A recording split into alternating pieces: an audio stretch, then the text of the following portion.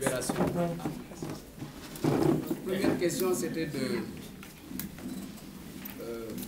savoir pourquoi nous nous inclinons devant la mémoire de Ndiaga Diouf.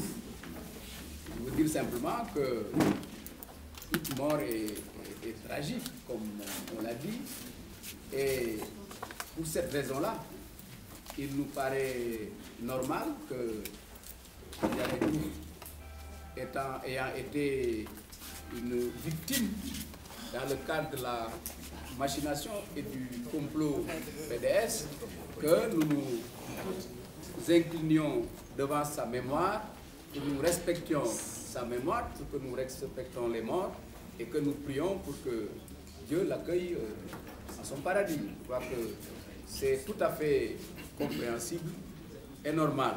Nous avons indiqué aussi qu'il ne s'agit pas d'une affaire Barthélémy Diaz, mais d'une affaire d'agression contre la mairie de Sacré-Cœur-Mermoz, SICAP Sacré-Cœur-Mermoz, parce que simplement, il ne faut pas oublier que le fait générateur, c'est que des éléments sont partis du siège du PDS pour venir attaquer la mairie de Barthélémy Diaz.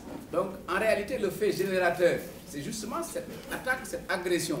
S'il n'y avait pas cette attaque et cette agression, mais il n'y aurait pas d'assaillants, il n'y aurait pas d'échange de tirs, il n'y aurait pas de mort. Donc, en réalité, c'est ça qui est à la base de ce qui est arrivé. C'est pourquoi cette affaire-là ne vient pas de Barthélémy Diaz, mais vient plutôt des agresseurs et des assaillants.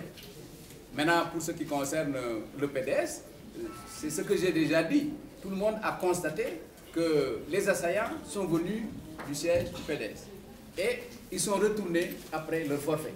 On ne peut pas ne pas penser que c'est le PDS qui les a, et peut-être l'enquête le prouvera, qui les a montré qu'il y a des commanditaires, effectivement, qui sont du PDS et qui sont, dont quelques-uns d'ailleurs, sont logés au palais. C'est ça la réalité et il faut la dire clairement.